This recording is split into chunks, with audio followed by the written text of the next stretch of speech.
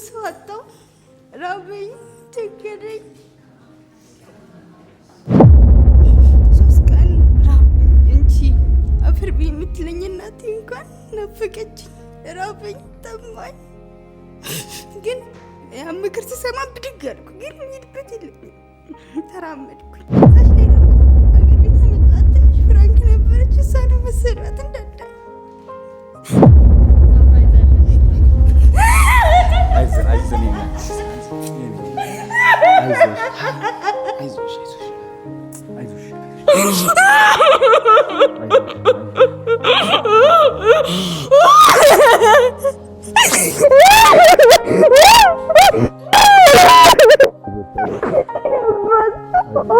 ታገኘው ዘረኛ ነሽ ያለኝ ሰው ያለ አረ በህይወትሽ ካገኘሽ ሆነ የፈለግሽውን ይቀጣል ብሏል። እንዲህ አይቶኝ ከሚረዳኝ አንድ ሰው አልመጣም። አንድ ሰው በህይወቷ ብዙ ፈተናዎችን መከራዎችንና በደሎችን አልፋ ዛሬ ለሌሎች አርአያ ለመሆን የበቃቸው የዚች ጠንካራ ሴት ታሪክ እጅግ ልብ የሚነካና የሚያስተምር ነው። ቀድሞ የነበራት ህይወት እጅግ አሳዛኝና አስከፊ ነበር። ከቤተሰብ ከምትኖራቸው ጎረቤቶችና ከማህበረሰብ ይደርስባት የነበረው በደልና መከራ የከበደ ነበር። ሆኖም ግን እጇን ለችግር ሳትሰጥ ህይወቷን ለመቀየርና ከነበረችበት አስከፊ ሁኔታ ለመውጣት ያልሄደችበት ሀገር ያልዞረችበት የአዲስ አበባ ጥጋጥግ አልነበረም። ከብዙ ድካም እንግልትና ውጣ ውረድ በኋላ ግን በራሷ ተነሳሽነትና ጥረት አዲስ የህይወት ምዕራፍ ለመክፈት ወሰነች። በራሷ ፈጠራ አዶናይ ቆሎ የሚል ብራንድ በመቅረጽ ቆሎ በመሸጥ ስራ ላይ ተሰማራች። ስራዋን መጀመሪያ በቲክቶክ ማህበራዊ ሚዲያ ላይ ማስተዋወቅ የጀመረች ሲሆን በጠንካራ ሰራተኝነቷና ስራዋን በሚገባ በማስተዋወቋ ምክንያት ታዋቂው በጎ አድራጊ አዶናይ ሊያውቃትና ትኩረት ሊሰጣት ችሏል። አዶናይም ቀደም ሲል በገጹ ላይ ስራዋን በማሳየት ጎበዝ በርቺ በማለት ድጋፉና አድናቆቱን ገልጾላትም ነበር። ሰላም ጋይስ፣ ዛሬ እንግዲህ አዶናይ ቆሎ የምትሸጠዋ ልጅ አወቃችኋት? እሷ ሰርፕራይዝ ላረጋት ነው። እታች ነው ያለችው። እኔን ለማግኘት መጣ። አዶናይ ሄዷል፣ አልሰማም እንደመጣሽና ሄዷል ብለዋት በጣም አኩርፋለች። አሁን ወደዚህ ልትመጣ ነው። ከዛ ኢንተርቪው ምናምን ያረጋታል። እኔ ከጀርባዋ መጥቼ ሰርፕራይዝ አረጋታለሁ ማለት ነው። ወደዚህ ሩም ነው የምገባው።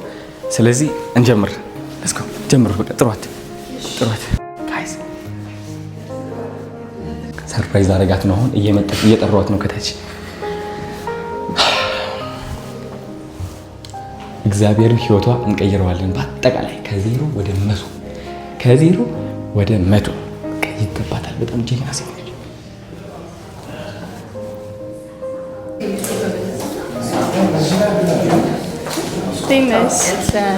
እኛ ሱቅ ተመልሰች ከዛ ስለ ሱቁ እናውራና ከዛ ተጫጭ ይቅርታ በጣም እሺ። እንዴት ነሽ? ደህና ነሽ? ደህና። እሺ ስምሽ ማለት? ታድላ እባላለሁ። አዶናይን ታውቂያለሽ? አዶናይን እንዴት አወቅሽ? በምን አጋጣሚ አወቅሽው? በአንድ ቀን። እንዴት? ታሪኩ ረጅም ነው እና አንዴ ምን ተፈጠረ መሰለሽ? ሾላን ደላላው የጠራኝ በሰው ነው ስልክ ነው ያገኘሁት። ልክ ስመጣ ያኔ ልጆች የገደለችበት ቀን ነበረ። ቦሌ ላይ ልጆች ሞተው ነበር እና እነሱ ከሞቱ በኋላ እካ ተያዥ ያስፈልጋን የአዲስ አበባ ሰው ምንም አገር ቤት ሰው ቢሞላኝም እዛ የሚገርዱኝ ሰዎች ናቸው እንጂ የሚረዳኝ አንዳችም አልነበር። ከዛ ሰውየው ደላላው አስገባሻለሁ በአንድ ቀን አስገባሻለሁ ብሎ አመጣኝ። ካመጣኝ በኋላ እንትን አልኩኝ። ካመጣኝ በኋላ እኔ ሰው ሲመጣ ሲሄድ አይቶኝ ሲሄድ ተያዥ ሳይኖረኝ ሲቀር ማለት ነው። ከዛ ሰውየው አብረሽኝ ተኝና እኔ ተያዥ ሆንሻለሁ አለኝ። ሾላ ላይ ጣለኝ። እኔ አብሬ አልተኛም። ጭራሹን እኔ አልፈልግም ስለው አጨመላልቆ ምናምን ሰድቦኝ መንገድ ላይ ጣለኝ። መንገድ ላይ ከጣለኝ በኋላ እኔ ወደኩኝ። አንድ ቀን የካ ሚካኤል መንገድ ላይ ተኛው። ሁለተኛ ቀን ደግሞ እዛው መንገዶች ላይ ተኛው። 3 ቀን ሞላኝ። 3 ቀን ከሞላኝ በኋላ የምሄድበት ሰው አጣሁ። ራበኝ፣ ቸገረኝ።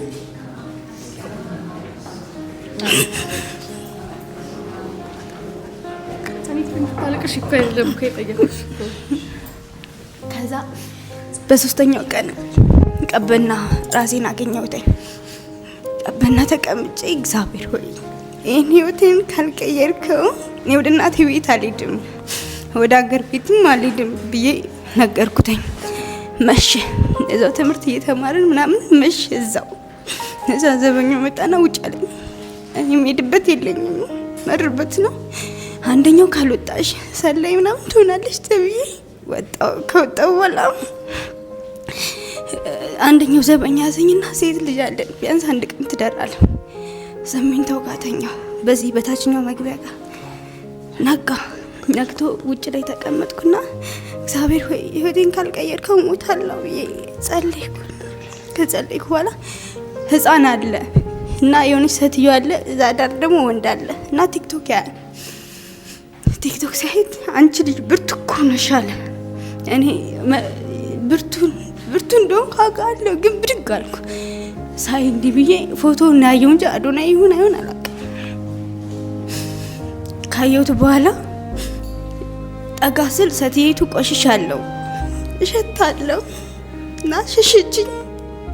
3 ቀን ራበኝ እንጂ አፈር ቢ የምትለኝ እናቴ እንኳን ናፈቀችኝ። ራበኝ፣ ጠማኝ። ግን ያ ምክር ስሰማ ብድግ አልኩ። ግን የምሄድበት የለኝም። ተራመድኩኝ። ልክ 6 ኪሎ ደረስኩ። ራሴን ሳላውቀው ሰፈሩንም ሳላውቀው ልክ መዝናኛ አሁን ላይ ተነስተዋል። 6 ኪሎ ሁለተኛ ቀበሌ ያለ ታችኛ እዛ ላይ ስደርስ ረሃቡ ችግሩ እና ሰው መከዳቴ እዛ ሀገር ቤት ብዙ ሰው ለምኛቸው እምቢ ማለቴ አቃተኝ። ደከመኝና ወደቅኩ። ስወድቅ አነሱኝ። ለካ ሰው ልጅ ካልወደቀ የሚያነሰው የለም፣ እንደ ውሻ ነው የሚጣለው። ከዛ ለዛ ሆኖ ተነስቼ ተራመድኩኝ፣ ወደቅኩኝ። ራቡም አዛለኝ ምናምን አነስተው ምሪንዳ ምናምን ጋበዙኝ፣ አባቢ ምናምን ሰጡኝ፣ ምግብ ጋበዙኝ። ምን ሆነሽ ነው አሉ። አሁንም ድረስ አሉ፣ ሽማግሌ ናቸው፣ እግዚአብሔር ይስጥልኝ። እና እናቴ ቆሎ ትሸጣለች። ቆሎ ሲቆላ እኔ ማውቃለሁ። ሀገር ቤት ተከራይቼም ቆሎ ሲሸጥ ነበር እና ቆሎ ሲሸጥ ማውቀው ሌላ ስራ አልችልም አልኩኝ። ከዛ ሰው ቤት ማስገባት አልቻሉም።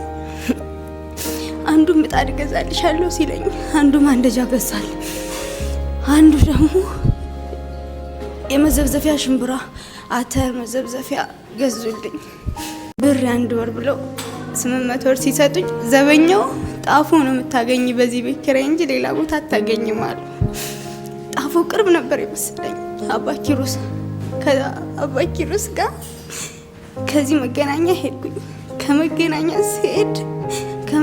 ላይ ደግሞ ሲሄድ ልብሴን ወሰዱብኝ፣ እንዳለ ዘረፉኝ። ፌስታሌ አንስቶ ወሰዱኝ። እዛች ላይ ደግሞ አገር ቤት አመጣት። ትንሽ ፍራንክ ነበረች፣ እሷ ነው ወሰዷት እንዳለ። እዛ እንደምንም ብዬ ጣፉ ደረስኩኝ። ጣፉ ሲደርስ አሁን ፈርሷል። ጣፉ ሄደሽ አባ ኪሮስ መውረጃ አለ፣ እዛ ላይ ሲወርድ የሆነ ልጅ መጣና ምን ይሻለኝ ቤት አጣሁ አልኩት። ሄድኩኝ። ሰውየው ጫላ ነው የሚባለው። ቤቱ ሰፋ ይላል። 900 ብር አለኝ። እግሮቹ ስር ወድቄ ብር የለኝም፣ ያለኝ 800 ብር ብቻ ነው አልኩት። 800 ብር ካገኘው በኋላ ሰውየው 1 ወር ተውሻለሁ አለኝ። አታሚም 3 ወር ሙሉ ባዶ ላይ ተኝቻለሁ። ያን ገዛስቼ ምን አለሽ ተራ ተልኬ ያን ገዛስቼ መጥቼ ጣፎ ዘፈዝፋለሁ።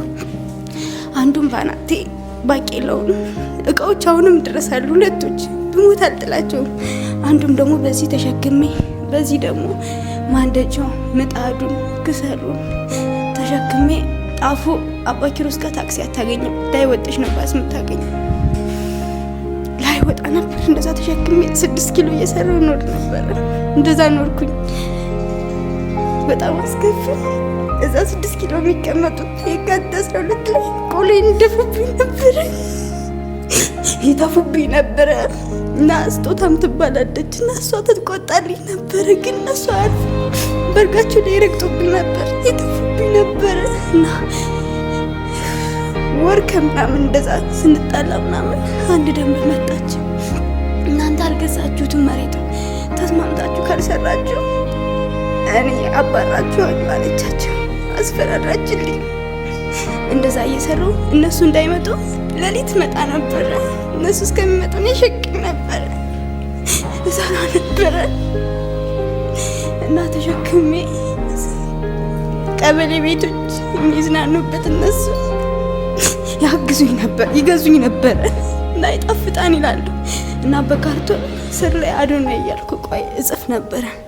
አዶናይ ብቻ ነው አራት አልነበረው ያን አራት አሁን የጨመርኩበት። ከዛ እሱም እምቢ ሲለኝ 3 ወር ወለል ላይ ተኛው። እናቴ ስደውል ደህና ነኝ ስትለኝ ደህና ነኝ እላታለሁ፣ ምንም አታመጣም። እዛም ተጣልተን የመጣ ነው። ደህና ነኝ ስትለኝ ደህና ነኝ እላለሁ ደውዬ አንዳንዴ ስሰማ። ከዛ አላ እኔ በቃኝ፣ ማስታወስ አልፈልግም ያን ህይወት በቃኝ። እኔ በቃኝ፣ ማስታወስ አልፈልግም ያን ህይወት በቃኝ።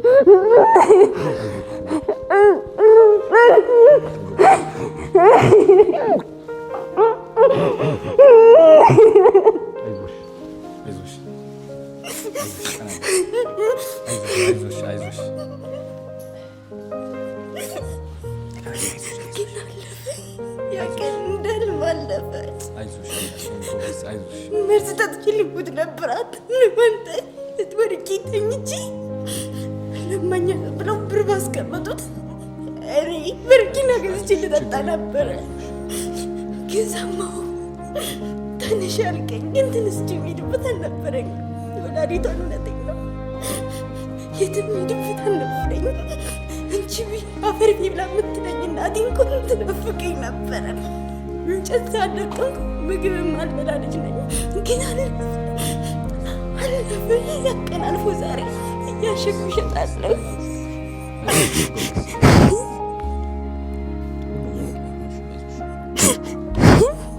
ልትተኝ ሄድክ መስሎኝ ነበር እኮ ዛሬ ላይ ያቺ እናቴ እንኳን ትኮራብኛለች። ልጇን አሳድግላታለሁ እኔ እንጨት ካልመጣ ምግብ አልበላ ልጅ ልጇን አሳድግላታለሁ እኔ ልጇን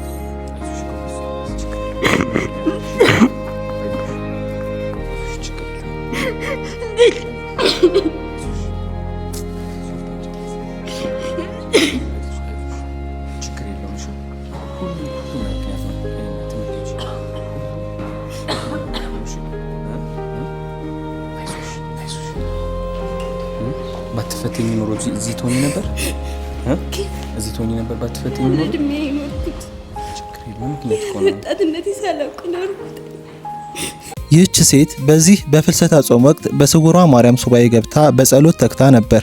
የታምሯ ነገር የሚገርመው ልክ ሱባኤዋን አጠናቃ የጾሙ መፍቻ ዕለት በሆነው በነሐሴ 15 ቀን ያልጠበቀችው ትልቅ የምስራች ደረሳት። እሷ በጭራሽ ባልገመተችበትና ባልጠበቀችበት ሁኔታ አዶናይ በአካል ተገኝቶ ሰርፕራይዝ አደረጋት። እሱን በአካል ማግኘት ትልቅ ህልሟ የነበረ በመሆኑ ባየችው ጊዜ በደስታና በእፎይታ ስቅስቅ ብላ ለቀሰች።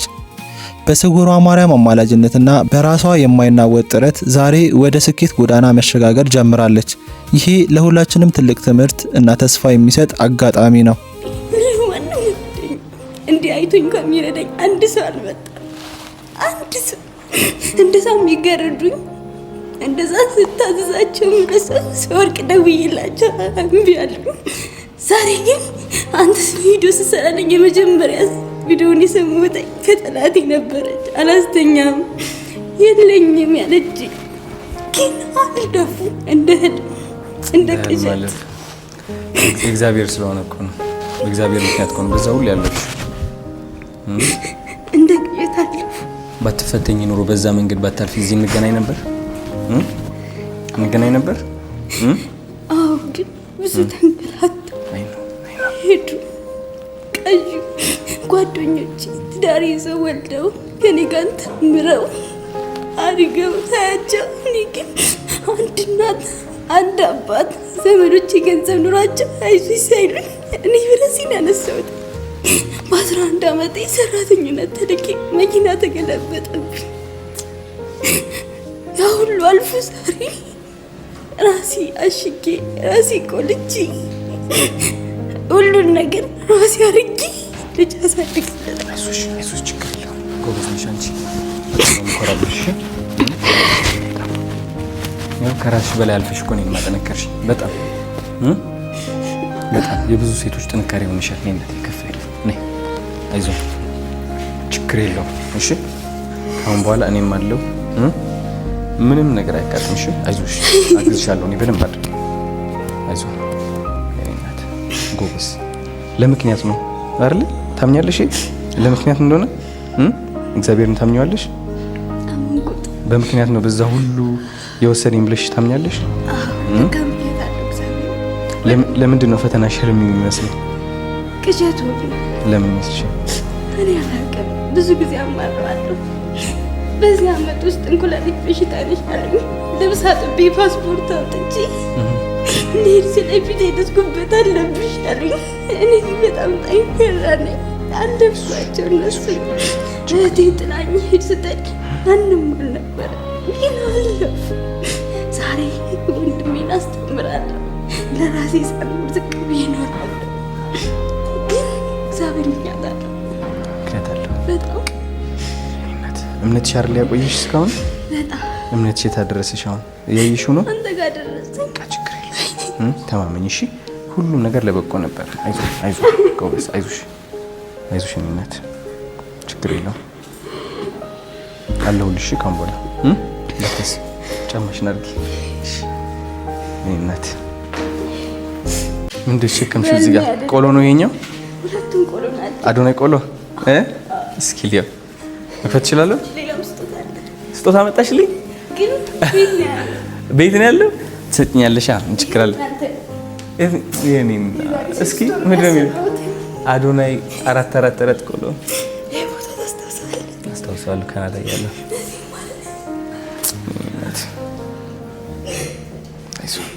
እናቴ ይዞሽ ማትለኝ አንተ በቃል አይዞሽ አልከኝ። ሳላገኝና ሳልደበስም ኖርኩት። የኔ እናት አይዞሽ አይዞሽ ጎበዝ። በጣም ነው የምኮራብሽ። በጣም አልፈሽዋል። እሺ አሁን በኋላ በደስታ ነው የምትስቂው፣ በደስታ ነው የምታለቅሽው። እሺ አይዞህ አለሁልሽ። እንክፈተው። የመጀመሪያ ቢዝነስሽ ነው ይሄ? ዛሬ የቤት ኪራይ ስላለፈብኝ ቁጥም ብዙ ነው ያሸኩት። አንድ ማዳበሪያ አንድ ሰው ወሰደልኝ። አንድ ማዳበሪያ ደግሞ ከዚህ ይወሰዳል። ችግር የለውም አይዞሽ። እሺ አትጨነቂ ስለሱ። ነይ እስኪ ልክፈተው። ይቻላል? ቆለሽ ነው። ዋው አንቺ እንዴት ነው የሚያምረው! አዶናይ አራት ቆሎ ይቅመሱ፣ ይወዱታል። በጣም ነው የሚያምረው። ቅልቅል አለው ደግሞ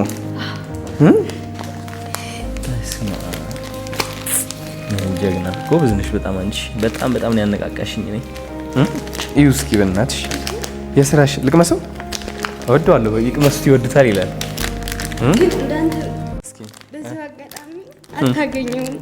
ዘረኛ ነሽ ያለኝ ሰው ያለ። አረ በህይወትሽ ካገኘሽ ሆነ የፈለግሽውን እቀጣለሁ ብሏል። ካለ ትቀጣለሽ። ዘረኛ የታባቱ ዘረኝነት አያስፈልግም። አሁን ምንነት ከየት መጣው ነው ያልሽኝ? አቶ ቢስተር ነው የተወለድሽበት? እኔ ጎንደር ነው የተወለድሽው? እኔ የተወለድኩበት ደግሞ የት ነው? መቀሌ ትግራይ አይደለ? አሁን አንቺ የጎንደር ልጅ ስለሆንሽ እገፋሻለሁ ማለት ነው። ብዙ ሰው እንደዛ ብሎ ያስብ ነበር። እኔ ግን አገኛለሁ ብዬ ማለት ነው። አንቺ ደግሞ የትግራይ ሰው ነው ብለሽ ምክሬን ከመስማት አልቆምሽም አይደለ? ዘረኛ ሰው ሁሌም ዘረኛ ነው። ወደ ልብሽ እንዳይገቡ እሺ፣ እንዳትፈቅጂላቸው። በዚህ የፈሰብኝ ነው ይሄው እውነሽ ነው። ልግመሰው እስኪ እሺ።